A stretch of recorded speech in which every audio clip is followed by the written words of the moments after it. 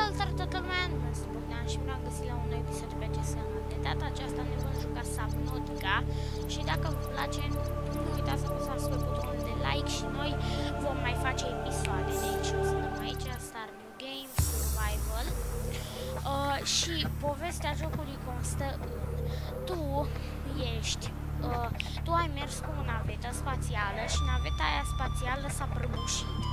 Și toți oamenii din ea au murit în afară de tine și tu trebuie să supraviețuiești pe ocean, să-ți construiești o rachetă și după ce ți-ai construit o rachetă să zbori. Că nu știu dacă se adăugă finalul, așa că va dura în jur de un minut să intre loading, dar până atunci vă las dură 5 secunde să apăsați pe butonul de like. La 5, 4, 3, like. Gata. V-am lăsat 5 secunde.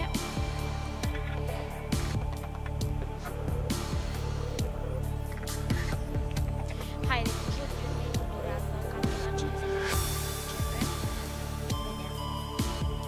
Vedem cât de... Gata, uitați, 15. Haide să începem. Press any button to continue. Gata. Attention. Hull failure imminent. All personnel abandon ship.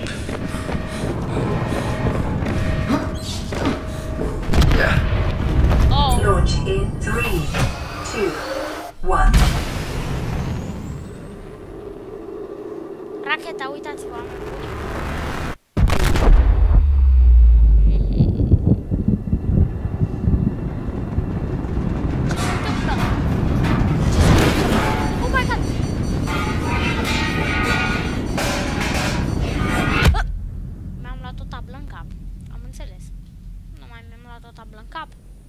Mamă, zici că sunt filme ești. Băi! Mergi, mă! Ce așa? Se ia extintorul. Așa. Eu să-i dau cu fire. Gata, am stins foc. Effect to report battery. Opa. Ce se putting in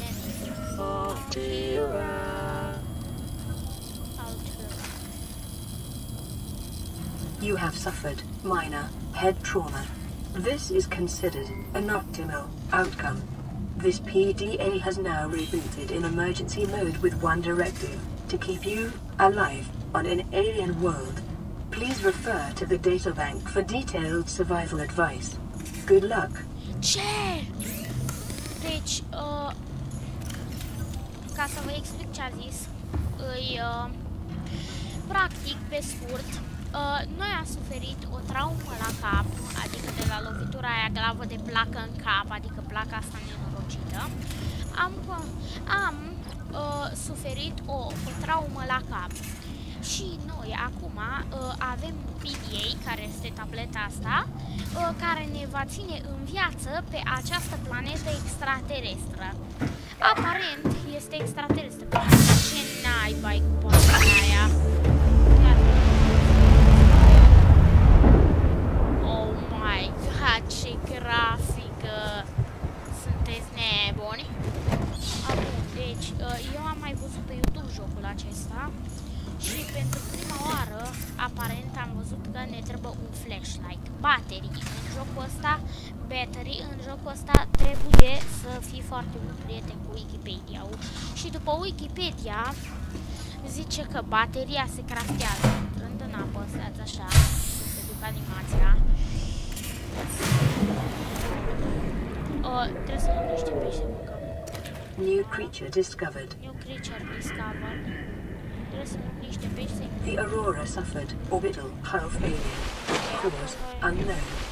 Zero human life signs detected. A detectat că sunt 0 oameni în viață, oameni buni. 0 oameni. Așa că haideți să fim noi singuri supraviețuitori. Bun, am mâncat. Vedeți în stânga jos acolo statul.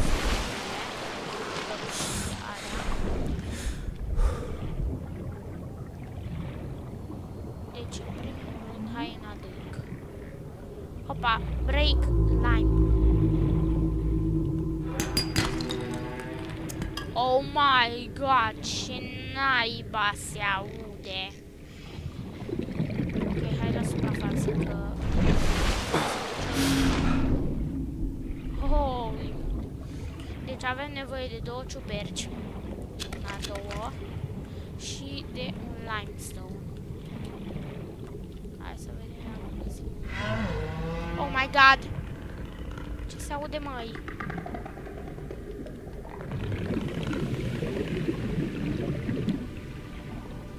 Două quarțuri. Quarț ne trebuie, am înțeles, pentru sticlă. Facem sticlă cu quarț. Mamă, mi se clatine imaginea cea. Oxygen. Aparent am văzut pe YouTube că este un bug și dacă vii aici și te lipești de asta, jocul o să creadă că ești în navetă, adică ești în aia ta, în baza ta, știi și voi la ce mă refer.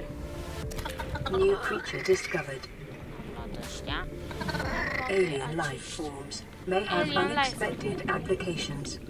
Utilizing alien resources is a proven survival strategy. Ok, deci ne trebuie o strategie de a supraviețui. Păi, în primul rând, oameni buni, haide să craftăm lanterna aia. Hai să găsim un limestone. Uitați-l. Și din acest limestone o să decup. Copper is an essential component of all powered equipment. Your probability of survival has just increased to unlikely. Hai să gătim pește. It is common for those accustomed to synthetic foods to be repulsed by eating an animal carcass. Remember that humans survived this way for millennia. You can too. Vorbi peste mine. Băgăm la ghiozdan pe mapă. Bun, și ne ducem. Acum, aole, ce fac?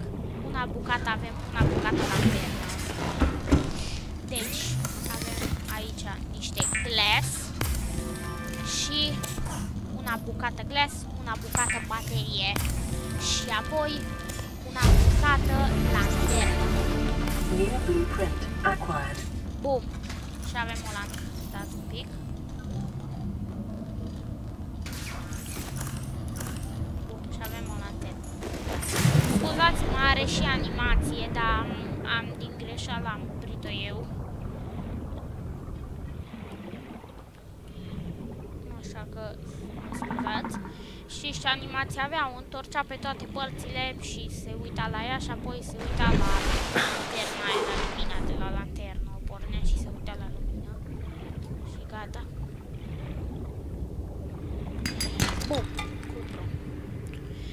Păi, în al doilea rând ne trebuie un cuțit, da, și eu m-am documentat înainte, că știți și voi cât îmi place mie, știți și voi băieți și fete cât îmi place mie să mă documentez, să știu tot înainte de a începe episodul.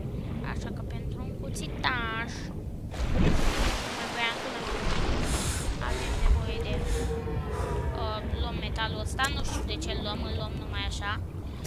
Am luat ăsta. New creature discovered. Vino coace. De asta o să ne trebuiască, de peștele ăsta, o să ne trebuiască, dar nu pentru sticlă de apă, o să vedeți și pentru ce. Acum hai înăuntru. Hopa, o piatră diferită, ce e asta? Sau ito limestone? Ito limestone, titanium. Avem nevoie de galbenul ăla, vedeți galbenul ăla? Da, normal că am sunat telefonul.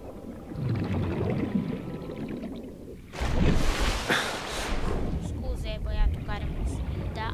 Scuzați-mă, îmi sună telefonul, scuze, băiatul care mă sună, cer scuze, dacă ești cine cred eu că ești.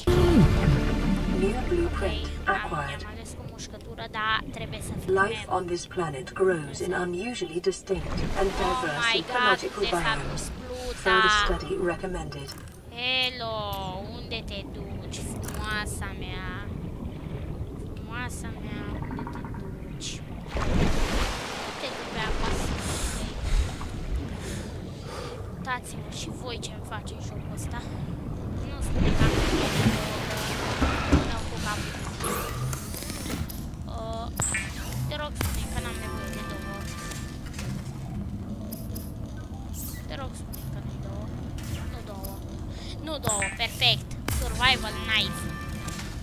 Weapons were removed from standard survival blueprints following the massacre on Abraxas Prime. The knife remains the only exception. Scheme nebunati.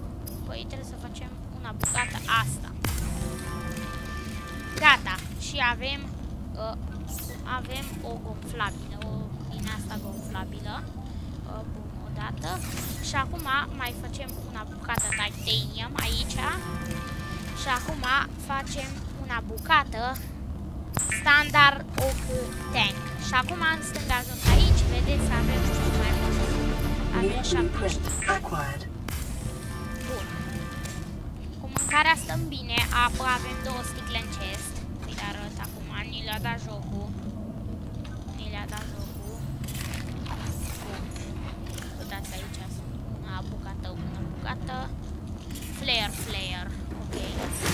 Flare. Ce mai trebuie să facem? Păi ne trebuie una bucată scanner. Și scannerul se face cu baterie. Unde e scannerul? Și titanium. Ok, o să fie baterie. Mergem la 2 ciuperci și o bucată de grup. Și avem un scanner. Și apoi facem repair-ul. Vedeți cât de creepy e jocul ăsta noaptea. Deci îți trebuie mult curaj să joci. Detecting increased local radiation levels. Aole. Trend is consistent with damage to the Aurora's drive core sustained during planet fall. Racheta aia, o vedeți și voi, aia prăbușită, știți și voi. S-a detectat la ea că sunt niște radiații. Și știți ce înseamnă asta, nu? Că ne trebuie costum antiradiații să mergem pe racheta aia, mai ales că știu eu pe un prieten care nu-i prietenos și vrea să ne omoare, care stă acolo și vrea să ne încurce la maxim. Se numește Reaper. Dacă vine Reaper-ul și ne dă una dușă, am fost. Sulfur is an essential component of the Reaper tool. Am fost ca și mulți. 30 seconds. Haide! Băi! Așa, bun. Luăm oxigen din bulele astea care vin de aici. Nu știu oxigen. Asta cupru, în sfârșit. Și asta Silver-based wiring kits are an essential component of many habitat modules. Niște aer. Și unde poate ne așteaptă surprize, așa că să ne precauți. Și ce face salteaua asta gonflabilă? Dacă eu sunt la mulțime, dau click dreapta și uitați-vă. Băi! Funcționează așa, dau click dreapta și uitați-vă că mă ridică la suprafață. Aoleu, am dat cu capul. Bun, acum alternativă. Și acum, bă, stai că consum din baterii. Avem una bucată. Bănuiesc că știți și voi ce avem. Am uitat de baterie.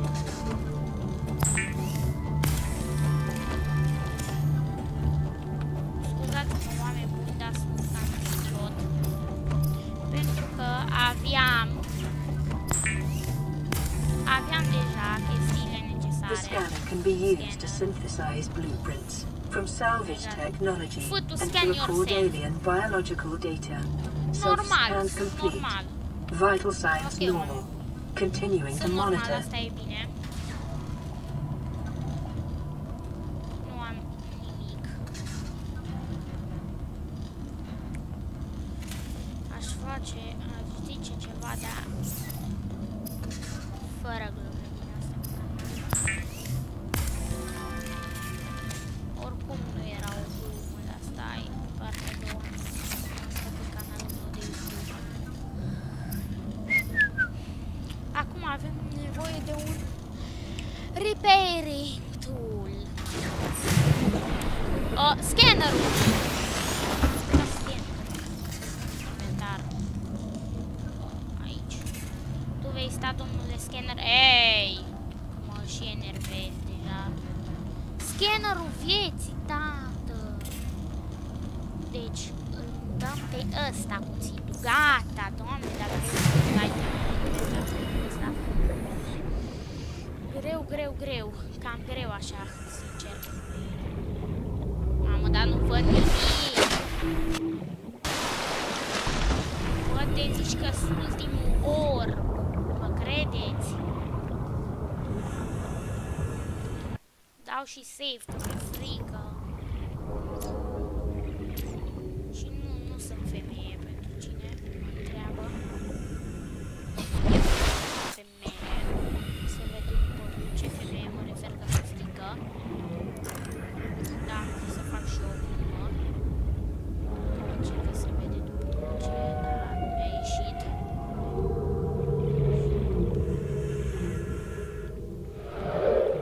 Așa că cu cel mai mare tupeu o să dau un save și de vine cineva să mă atace, îi va cuțitul. Deci cu cel mai mare tupeu.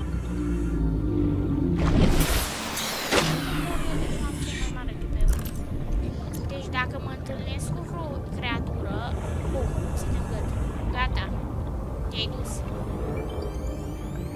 Deci dacă ești o creatură, dacă ești pești care vrei să-mi faci rău și te întâlnești cu mine, mai bine fugi. Dau cu cuțitul, știu să dau cu cuțitul că m-am antrenat. Vine ziua! Doamne ajută-mă! Doamne, dar ce se aude, mă? Deci așa ritm are muzica asta că bate cineva într-o tobă sau ce facem? Bate din palme. Nu bate din palme, așa se aude. Hai să scanăm și noi, dacă tot scanăm. Dacă tot avem scannerul ăsta, hai să încercăm să scanăm și noi ceva. Alo? Lor, te rog,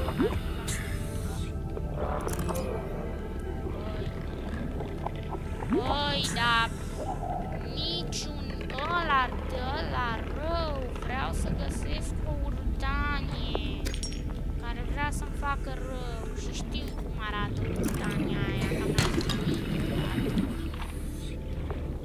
dar nu un episod, am văzut-o de fapt, am văzut urtania, dar nu pe video. What? Ce e asta? Creature egg. What? De creatură. Ok. Mă bag. O să evit creatura aia că e scăpoasă și... Opa! Stați, băieții mei. Ce avem aici? Alo? Ok, merge scanat. Opa! Avem ceva cutie din aia. Cutie din aia știu că se poate scana. Te rog, Seed Glide Fragment. Deci te rog, fragment pentru Seed Glide. Deci dacă e fragment, pentru ce caut, mă bucur. Bă, dar nu e nimica. Mi-am luat scam.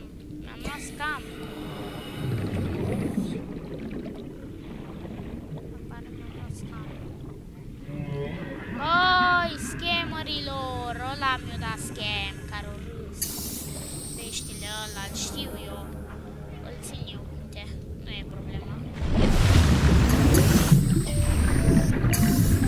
Oh my god, oprește-te, bă! S-a gliciuit. Te-ți nebun.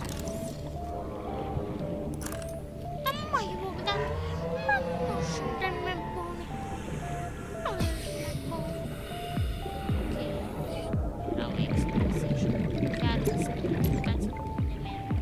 De ce plutesc ciupercile? Gata, nu mai plutesc ciupercile.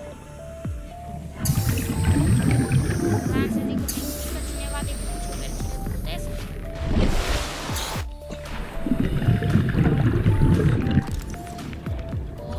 Oi, urâților. Să o dată.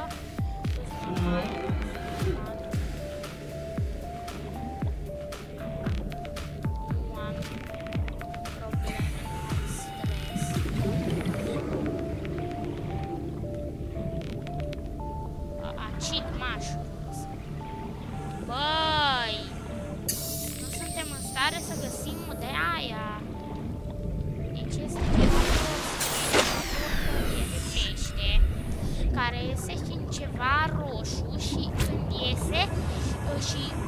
într-adevăr că peștele ăla vine după tine și pușcă, lasă ceva și ne trebuie acel ceva. De unde a ieșit? Lasă ceva. Și nouă ne trebuie acel ceva, dar jocul ăsta nu vrea ca noi să avem acel ceva. Așa că jocul ăsta vrea să-și bată joc de noi. Da. Se cam distrează. Bine să pierd timpul. Se cam distrează, sincer. Hai îmi stau în capăt. Scan. What the... Ce se aude, ce m-am speriat era să zic ceva.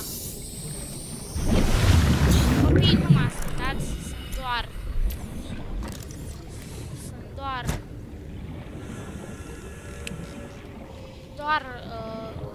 cu capul, doar atât, să zic așa, deși eu știu că nu ăsta, așa, pentru oamenii care cred tot ce zic, adică da, fac mai așa cu capul, numai pentru amuzamentul dumneavoastră.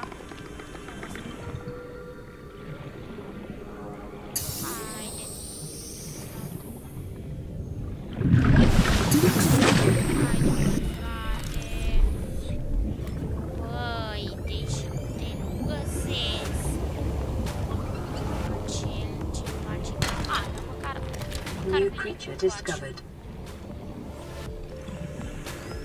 Creature discovered. Te rog, spune că ești aici. Te rog. Te rog, spune că ești aici. Te rog, nu-mi da scam. Jocule, nu-mi da scam. Lăsă, don't scam me. Don't scam. Eu nu ți-am dat scam. Eu nu-mi da nici tu. Te rog, jocule, hai că nu ți-am dat scam în viața mea. Haide, măi.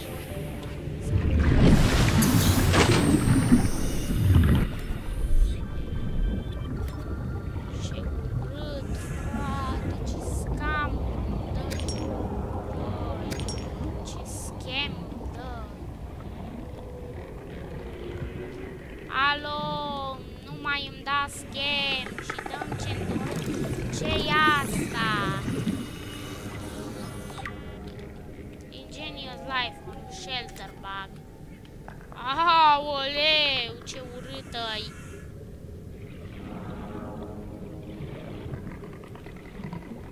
O văd în poză că e urâtă. Băi! Deci mai Save. Save. Băieți, am plecat din zona asta, îmi pare rău, băieți și fete, pardon, că apoi zic fetele. Băi, și fetele. Nu știai asta. Și fete. Da, știu că sunt și fete. Da, aoleu,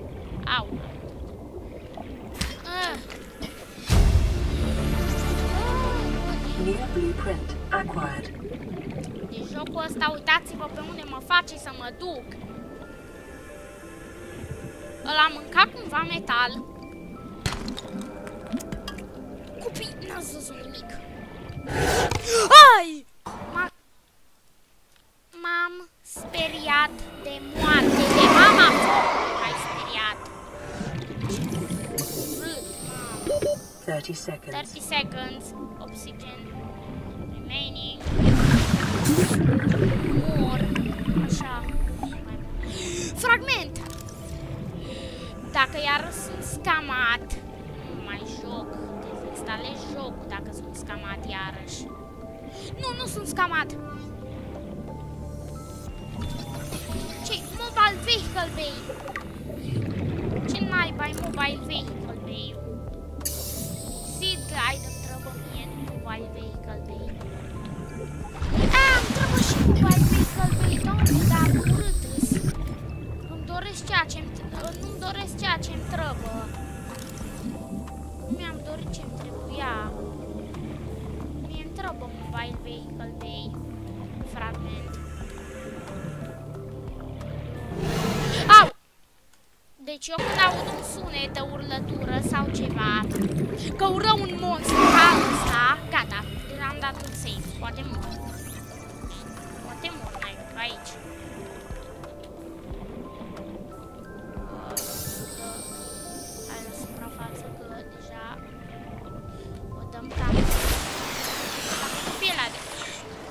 e rechin?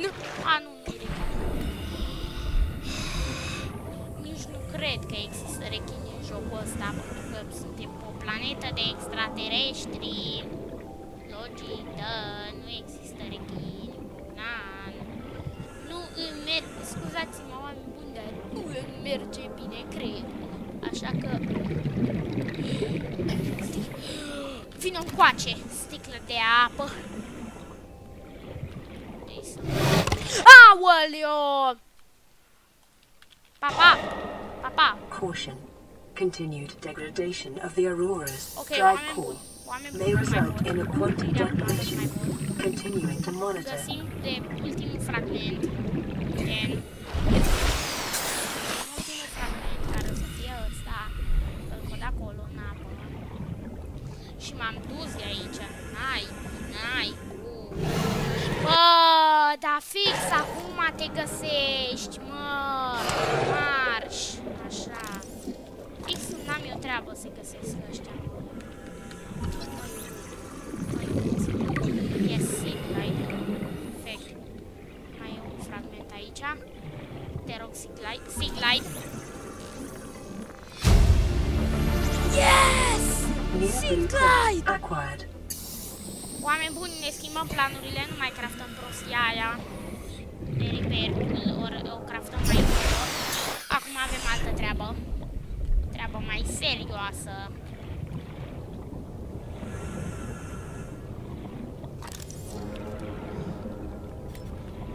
Avem de craftat alte lucruri și trebuie să craftăm două lucruri, mai craftăm un pic. Ne trebuie din asta. Odată, așa, 3 bucăți. Să fac din ele.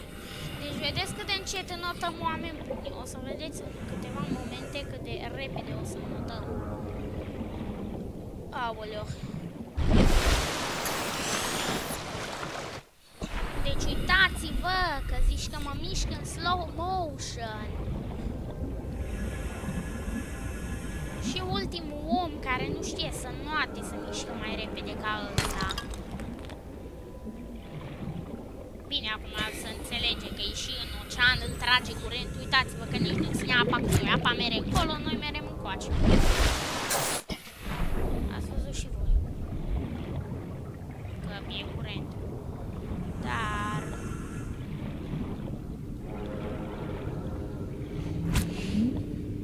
Dar hai să bem apă.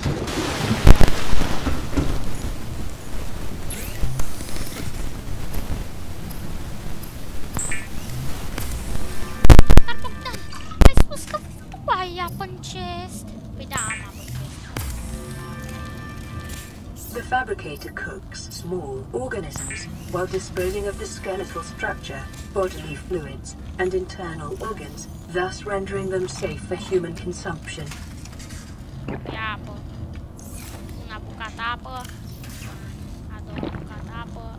A treia bucată apă. No, bun, oameni buni. Acum vine craftatus.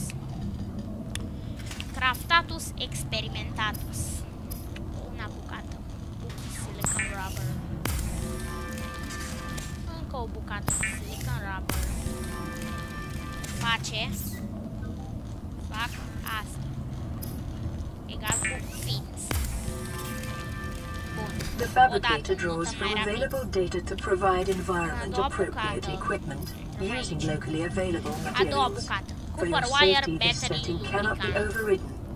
Deci, facem una bucată lubricant, una bucată Lubricant is essential in construction of vehicles and power plants. Ăsta. Și spune că mai am un lucru în inventar. Da? Două încă. Băiat de sufăreți. Uitați-vă cât de repede notăm acum. Nu se compară, fraților și fetelor.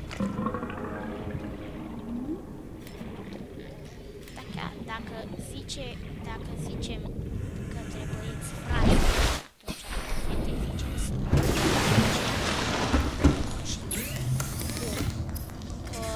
Unde ești? Bun. Baterie. Una bucată baterie. Bum! În sfârșit o avem. oameni buni. The Sea Glide will increase your effective exploration range. Uitați-vă For your acum. safety, please pack supplies for long journeys and stay within 5 kilometers of the nearest life pod or habitat. Deci e insane! E insane! Cât de repede in freaking sane!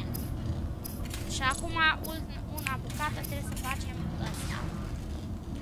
2 glass, silver ore avem. Hai să facem una bucată glass. Una bucată 2 glass. Ne dăm jos tubul de pe spate.